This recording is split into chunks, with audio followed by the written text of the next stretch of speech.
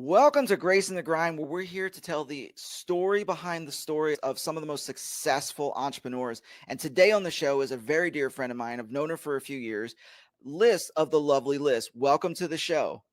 Hey, thank you so much. It's so good getting to hang out with you. You and I go a little back, and it's just been like nice getting to catch up with you and see what's going on in your life. And it's been really cool to see like this podcast and your passion for it. So I'm honored to be here and I'm excited, man. Yeah, I'm excited for the conversation. Can't wait to see where it goes. And with that being said, just so the audience knows, give the next 60 to 90 seconds and let us know who you are and what you do. Cool. So, hi everyone. My name is Alyssa Aviles, but my friends call me Liz. And for a while, my clients and my friends would introduce me and be like, "Oh, this is the lovely Liz," hence my personal brand and business name. I do a lot of creative stuff. So, I'm a multi passionate creative. Jim and I were just talking about being multi passionate creatives before we started this. I would definitely consider myself that. Right now, I am doing creative direction for many 6 to 8 figure entrepreneurs, mostly in the marketing, the digital marketing space. Most people know me because I work with a guy named Pedro Adeo, and I've been doing a lot of challenge funnels and challenge marketing. I also am a Canva Empower Ambassador, which just means I love to encourage and empower people to do their own designs using a tool like Canva. I'm also a recent ClickFunnels ambassador. That's one of the softwares that I use to build out all of these sales funnels. And some of this is probably sounding really techie and nerdy to you guys right now. Maybe we can dive into that later. But essentially, I do creative direction for these funnels. So I do everything from coming up with the concepts for some of the creative and then actually getting to do the branding and then doing the design for it and just going through that through line of how is this going to look and feel for this entrepreneur? Is it on brand? Is it off brand? Is it speaking to the right audience? It's a lot of fun. I really like what I'm doing. So one of the questions that come about, because this, what you do is, number one, is definitely a multi-passionate thing all over the place. So how did you come by this particular niche of getting Mhm. yourself ingrained in here? Because there's a lot of people out there, oh, I want to do this and I want to do this, and they get stuck. Did you Mhm. get to the place where you are today? Yeah, that's a great question. So I have always been on the creative side of things. Like even in high school, as I was painting and drawing, my parents are like, "Yeah, when you were a kid, we always had you in art classes and always like doodling and drawing and painting and dancing and doing music." And so when I went to college, I went with the intention to do advertising originally, and I sat in my first advertising class, and I was like, "I don't like this. I'd rather do the creative for it." And so I started learning graphic design, and I'm just going to give you guys the Sparks Notes version of my story. There's a lot other pieces to this, but just so you know, like I was very interested in like digital design and graphic design, but I needed to apply for the program. I had to go through this whole process. During that time, I was a photographer. And Jim, when you met me initially, I was Yep. primarily a photographer. I've Yep. been doing photography. Oh my gosh, like I did photography for almost 15 years, shot with a lot of nonprofits, shot with agencies, shot with larger brands. I really just love the concept of storytelling. And I promise this is going to make sense because you're probably like, I still don't see how she got to like being a creative director if she was a photographer and whatnot. But the heart of it really is telling stories.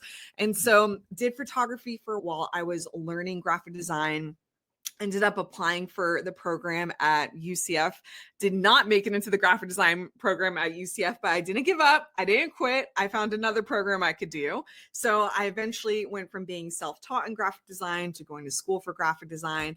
And at this time, while I'm learning design, I'm doing photography, I have my own business and I'm like, I need to have a website and I need to do this. And it's, if any of you guys are in that stage where you're starting your own business, even if it's like a side hustle, you know how hard this is, where it's like you've got to have the pieces to start marketing who you are and what you do.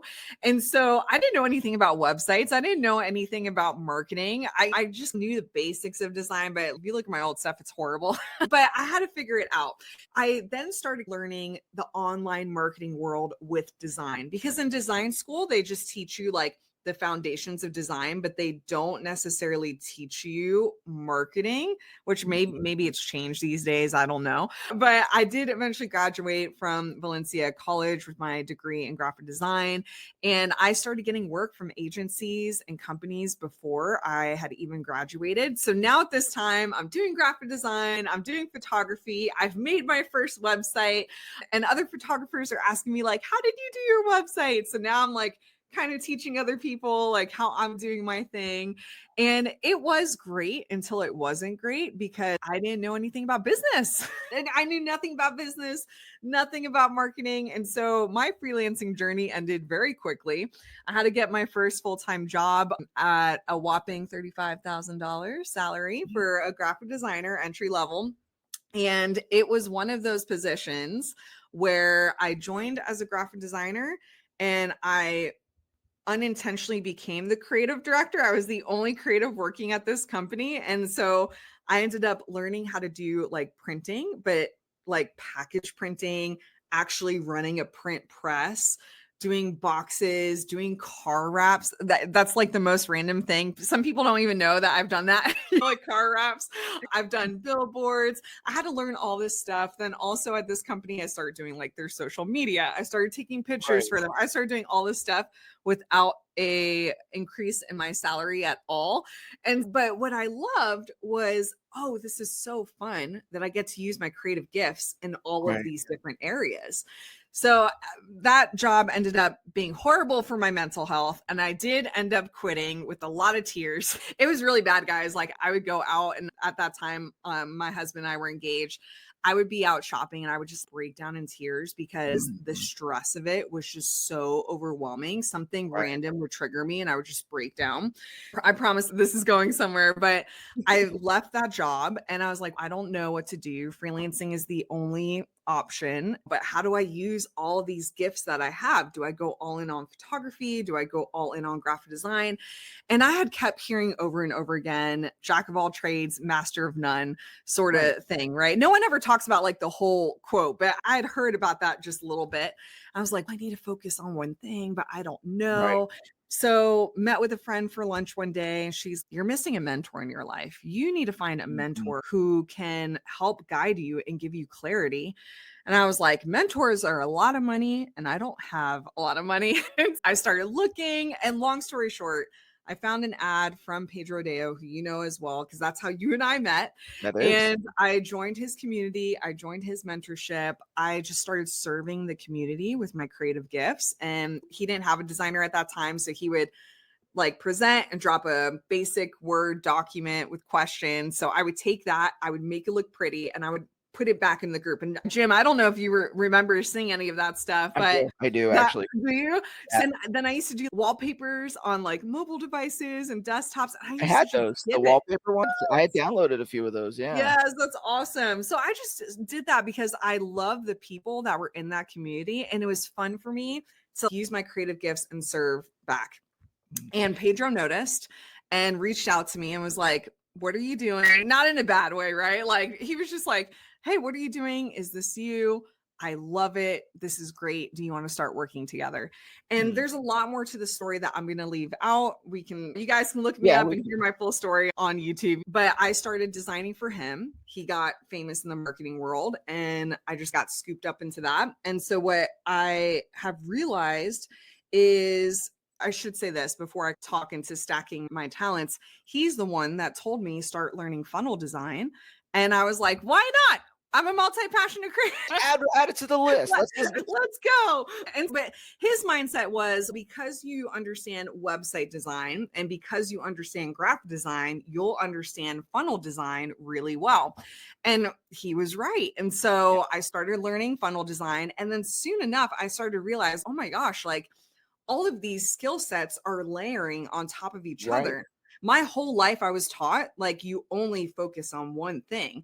But now I'm like, it actually all comes together in a very beautiful way. And since then, and like more of what I've done and like who I've worked for, I've been able to use all of these things. And my encouragement to people, especially if you're a multi-passionate creative, it's okay to be a multi-passionate creative. Like, it's Mhm. okay to be interested in a lot of different things. You don't have to stay in one lane and focus on one thing. Sure, in some aspects that of course has its benefits, but you don't have to do that. Your story Right. doesn't have to end right there. Yeah, absolutely. Let me jump in here too, because I think Sure. it's a great story, not only just as a testament to being multi-passionate, because I think multi-passionates, we're all told, hey, here's a box. That's the only way you're going to survive. Yeah. And as a multi-passionate, we are not created for boxes. We are. A couple things that stood out, which I think is hysterical. First in the story, you're like, I hate advertising. Now I'm a digital marketer. It's like full circle. It's like from the Yeah. very things that you hate is the very things that you now do. Right. Uh, And I think that's incredible. And the other thing, you heard it here, listener, to the audience. When she builds your website, she can also wrap your car. So maybe wrap your car with your website so that make it a double thing because it's advertising. Anyway, there you go. but I want to jump into something you had said because I think this is super important because your life has been it's you've been on an incredible trajectory, and in a few minutes we're going to dive into you speak now, so you're going to be you have a conference coming up and you're a speaker as well. But before that, you had mentioned horrible that job you were in was horrible for your mental health. And I want to dive a little bit into the mental health because mental health is not a whole lot of stuff that is talked about for entrepreneurs. Matter of fact, it's Mhm. quite the opposite. We are told to suck it up, keep moving forward, and Yep. just do it. Now, unpack some of that with me, Mm. and let's just have this part of the conversation because you're like I was in crying fits. What was the really bad for your mental health about that? That's a really good question and a deep question too. And I agree with you. It's always surprising to hear how much the marketing industry and the entrepreneurship industry just doesn't really value mental health. I feel like there is maybe starting to be more of a shift of There's a it these shift. There is days. a shift coming. Yeah. Yeah, I'm seeing the bits and pieces, but I agree with you. Like I used to see people all the time that'd be like, get over it. If you want to hit seven figures, you got to do this and you can't give up and you got to sacrifice. There's some big marketers out there, I'm not going to name drop them, that still preach this and are Yep. like, sacrifice time with your family, sacrifice time with your friends, sacrifice going out, sacrifice doing all this stuff. And for a while, I did actually believe that. I was like, the more I hustle, the more productive I'll be, the more money I'll make, the more like I really started to believe that hustle culture. At this time when I was at this job, it was a lot of my time was being taken up. So I would go to work I'd get there by 8:30. Sometimes I wouldn't leave until 7, 8 o'clock at night because I'm doing all of this work. And like I said, at that time, John and I we were dating and then we were engaged and we were getting ready to be married, and my husband is a licensed mental health therapist, and Mhm. so obviously like he really values mental health, and so I Yep. had been learning things from him, and he's so sweet. I love my husband. He's constantly checking in on me, and so back then he started kind of seeing some signs and some concerns, and he was like, hey, I don't think that this job is the right fit for you. I'm very concerned. And I would tell him stories about my boss at the time. He's sounds very narcissistic. I don't think that this is healthy. You should really try to figure something else out, look at other jobs. But you know, me, I'm like, but I love the team I'm working with and I Right. really do love what I do. So I'm making like excuse after excuse. And I really did love the team. I still we trauma bonded. So I still talk to some of the Oh, employees. trauma bond. You brought up Trauma a bond. hot subject right there. And so like I still talk to many of them and we still like encourage each other and support each other. For me back then, it was time was a big thing. I was working overtime. I never got a raise and I Mhm. was doing now triple the work in all Right. these little areas and all these little things. And CEO is profiting the most off of it, of course. And like meanwhile, I'm trying to get all this stuff done for him. And I realized like I'm spending all this time and energy building his income and his wealth and his company. And it'd be different if I was like getting compensated for that or, but like I wasn't. And it just wasn't. It was definitely a toxic work environment because Right. the way the CEO treated many of us employees and the way some of the language was and expectations and it had its fun moments too, which made it so hard, right? Like it had really high highs, but then when it was low, and I just it just got to a point where the toxic language was a lot. My time, like having to work overtime and not getting paid for Right. that time. I was just burdened by so much because I had so much then relied on me. And so if Right. I didn't get my stuff done, they couldn't launch things and they couldn't do things. So I had all of this pressure on me all of a sudden. And yeah, my husband was like, this isn't healthy. And I'll never forget, my husband and I were sharing a vehicle and we really needed to get a second car, but like we couldn't afford it. And so my brother went to go look into getting a new car. And while I was there helping him, I just sat there and I was like, I can't even afford our payment. Like, we wanted to get a second vehicle. Like, we just can't do that. I just Right. broke down in the dealership and the car dealers, are you okay? And I'm like, it's fine. Like, I was like, yeah, I'm just going through some stuff. It's okay. And so it was tough. It was really, really tough. And when I put my 2 weeks notice in, I was shaking, like full on anxiety, shaking, handed it in. Boss was upset. I left to go to lunch because at the time I'd started taking some side clients. So during lunch, I was meeting with the side client. And while I was at lunch, they texted me and said, don't come back. Don't finish your 2 weeks. And I Of was course like, he was upset. He was losing his best employee. he Like, ended up, yeah. so I have two questions that this all brings up, which because we mentioned trauma bonding and stuff like this, and I Mhm. wrote this because and the listeners who've been listening to me for a while know that I take active notes, so I take actual notes so I can ask questions. And so, like I wrote here, I said she focused or prioritized her loyalty over her own health. How Mhm. did you break that cycle? Oh yeah, and the health. I'm glad you brought that up too, because like Yeah, my health was tanking at that time. Like at that right, time, I had just been diagnosed with hypothyroidism. And like we talk a lot about our health stuff. I was gaining a lot of weight because of all the stress and like everything that was going on. So I wasn't taking care of my body whatsoever. And it was really tough. And so I would say after about the third emotional breakdown, I'd started gaining the weight and I couldn't lose it. Like I was right, doing things that people are telling you to do. And I was on medication. I was meeting with doctors. And ironically, even though I'm married to a therapist, I didn't have a therapist at that time to process this stuff because I couldn't afford a therapist back right, then. And I didn't have benefits back then either. And so I would just process things with John, and which you're not supposed to do that when you're married to a therapist, but I would process things like with John, and he wouldn't give me clinical advice, but he just kept being like, I'm really concerned. I'm really concerned. I love you enough to say, you've got to break this. You have to right. get out of this. If you don't change something, like this is just going to keep on happening. So after about the third emotional breakdown out in public, I was like, if I don't change this, it's just going to keep on happening. Right. And it just built up to that point where I couldn't take it anymore. And I So, was like, what did you do to actually change it though? Because you're getting to uh, the point where like I'm done. mhm. So walk us through some of that. Yeah, it was honestly like I hit that point. I talked to my husband about it and I was like, I think I'm going to quit, even though I don't Right, really have money lined up. We had nothing in our savings. I had no clue where I was going to get my clients from. But you and I are faith based. And so I was praying about it and I was just like, okay, Lord, like I'm really going to take a leap of faith here and quit, right, even though I have no idea what the heck I'm going to do. And so like with shaky hands from the moment I made that decision, I'm going to quit, till typing out my resignation letter, printing it out, going into work, shaky hands. And my boss wasn't in it yet. And so I didn't hand it directly to him. I put it on his desk right there where he sits down every single day with his drink.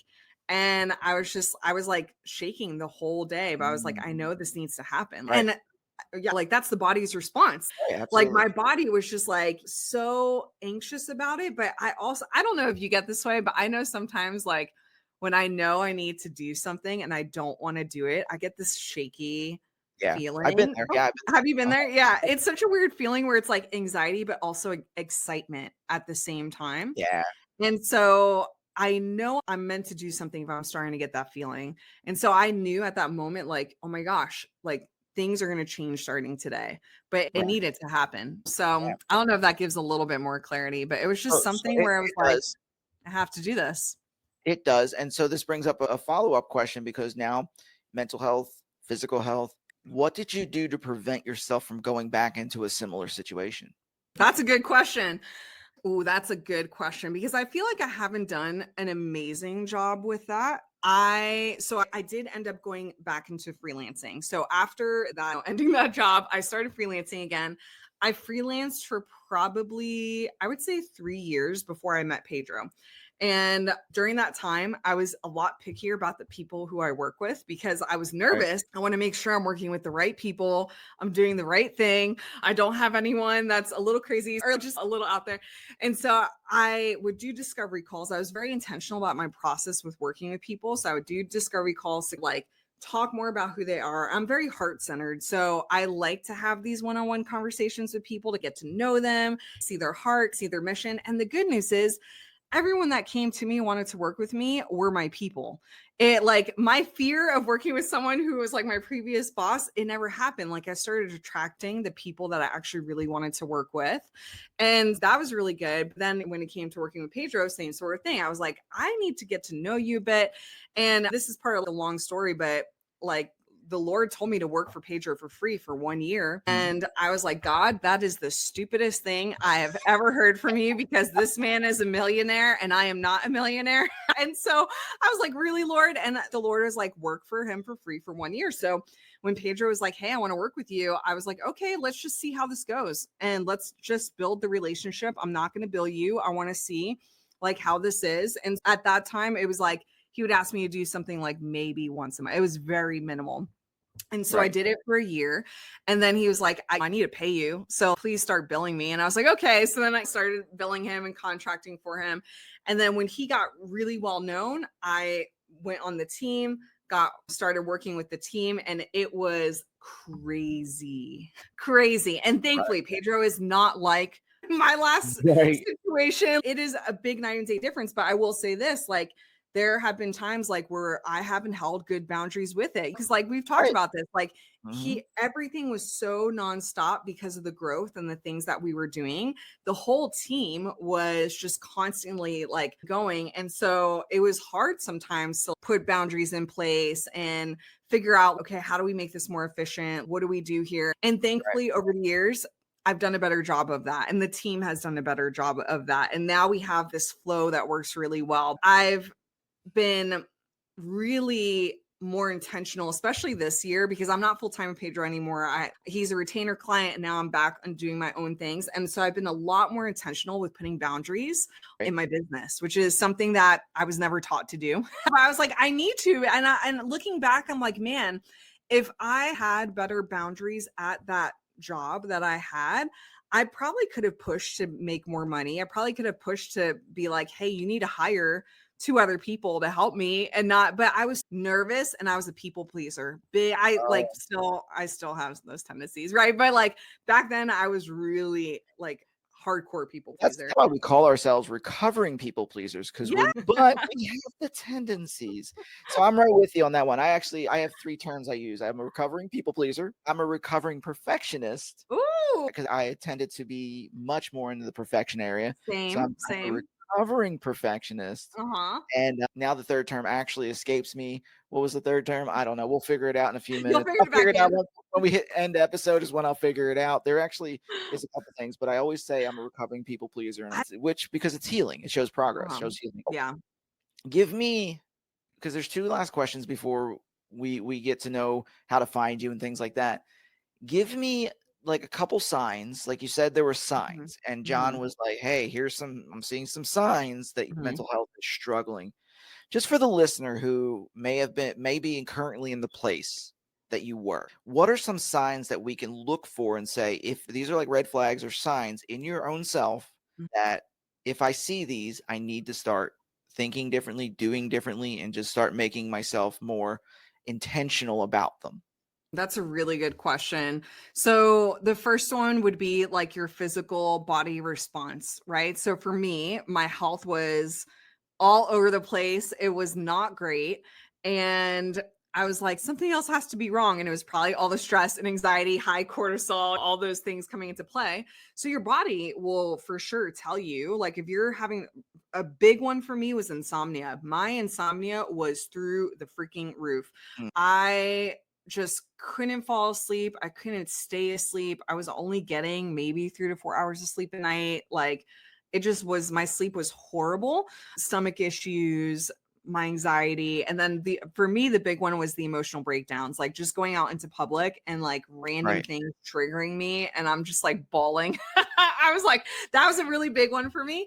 And I would try to hold back the tears and then just couldn't let it go. So body response, pay attention to what your body is doing. If you're noticing like your health is a little all over the place, there's a deeper root issue to that and a root cause that you should look at. The second thing was I recognize that I needed to change something or nothing was going to change at all. Right. And I couldn't just wait and be the victim and be like, oh, like I'm in an abusive situation in the workplace and woe is me. There's room, of course, like that. Of course, that's wrong, right? Like, of course, all that stuff is wrong. But I knew that if I stayed there, it wasn't going to be healthy and like nothing was going to change unless I stood up for myself. And like my coworkers weren't going to stand up for me. And as much as I could chime in on my coworkers, it's not my job to stand up for them. Like I needed to do something else to get myself out of this position. And so my alternative was looking for another job or going all in on me. And I at that point, my coworkers were so encouraging. And I think here's another thing I would say too. I can't remember. I think my husband and I don't think we were in a church community at that time. Like we had our like core friends and things like that. But community was like essential. Like we had our core friends that we would process things with. And even my coworkers, they were constantly reminding me of how talented I am, like how great it is to work with me. Like it was all affirmative, positive stuff. And I needed that in that time when things were so incredibly negative. And so if you're not plugged in to a strong community, I highly recommend that you do that. And now, like, when you and I met, like being in 100X and Pages communities, like my life is totally different now having a stronger community. Like back then I only had a small community. Like now I have a village behind me. So that's been a huge thing. So make sure you're surrounding yourself in community. If you are recognizing like I need to change something, if I don't make a decision now, nothing's going to change. You have to make the leap. You have to take the leap. And I know that's the scariest thing. And where is it? I have a book that I recommend and I read with creatives. I highly recommend this book. This is my Bible outside the Bible. It is called The Artist's Way by Julia Cameron. She sold over 5 million copies of this thing. It is a life-changing book. And one of the first things she talks about in the very beginning of the book is the process of leaping and the net will appear. You're not going to know until you take that leap of faith and see what God does for you. And so I know it's scary. I've gone through it several times. I'm going through it again right now as my husband and I are trying to figure out moving across the country. And take a chance on yourself. You're worth investing into, and you're worth taking a chance on yourself to see like what you can do and what you can build, or like who maybe there's another company or a team that you can be part of that you can help raise up. So I think some of it also has to do with confidence and loving yourself. I think that's a big process, is loving yourself. And in a lot of faith circles, that I don't know about you, but for me growing up, that was really demonized, which sounds crazy.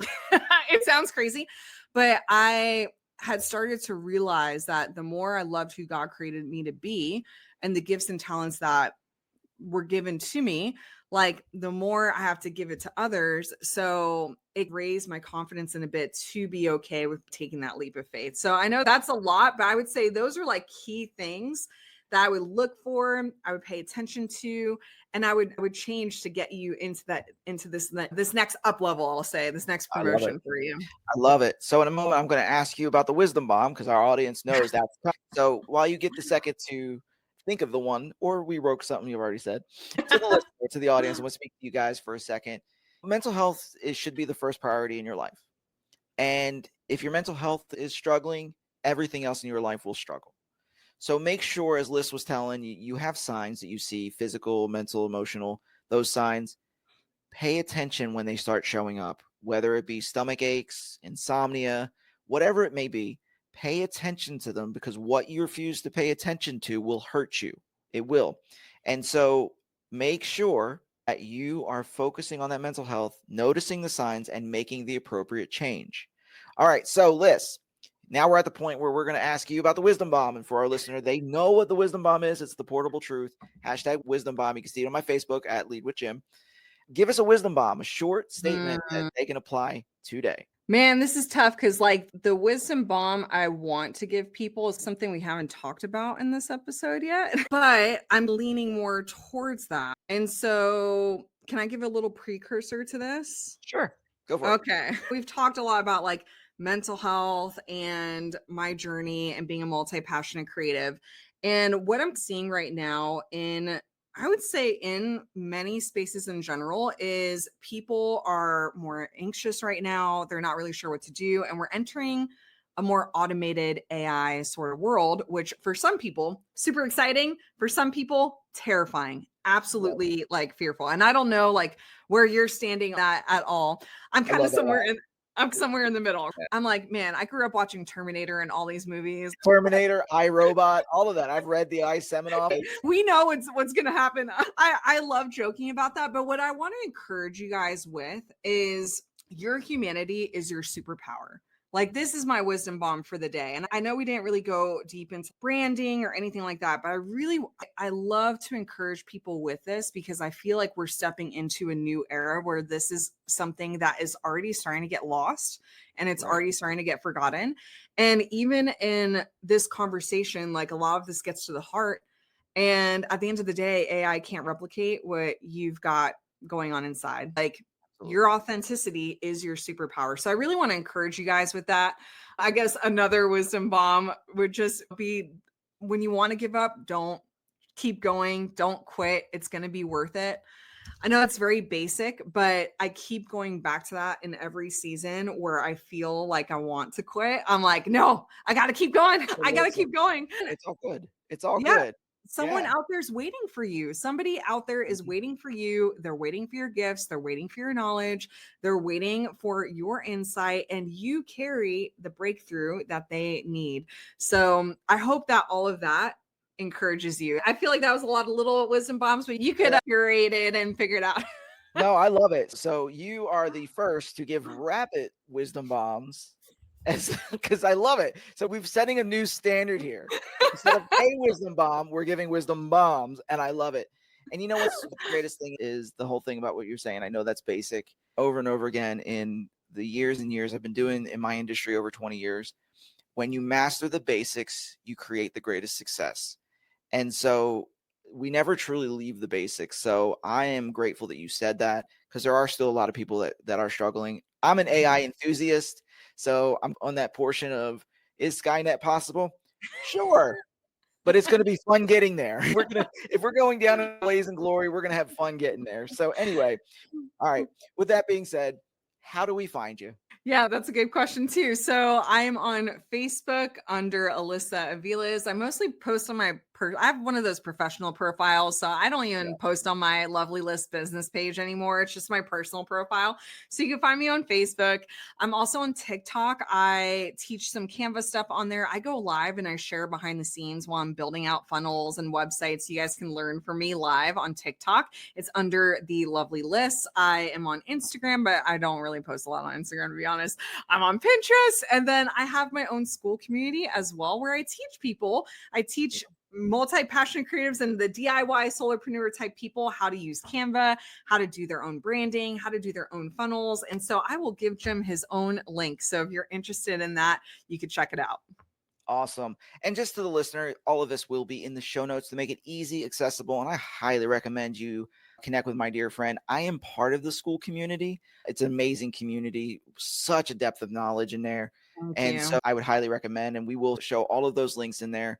Liz, thanks for showing up and just being present during this conversation. I am so grateful for you. I'm so grateful for our friendship. And this was a great conversation. So thank you. Oh, thank you. This is a lot of fun. So to you, the audience, thank you for being with us to the end of the episode. If you're listening on YouTube, please, in the comments, let us know what your favorite part was, or ask some questions that we can maybe address in a future episode. If you're listening on any other platform, iHeartRadio, Apple, Spotify, if you could do us a favor, hit the review and leave a review for us. It does help the show, and we want to get this out to more people. With that being said, you've been listening to Grace in the Grind, where we're trying to get the story behind the story of some of the most successful entrepreneurs. And with that being said, we'll see you on the next episode. This has been Grace in the Grind. We hope you've enjoyed the show. If you did, make sure to like, rate, and review.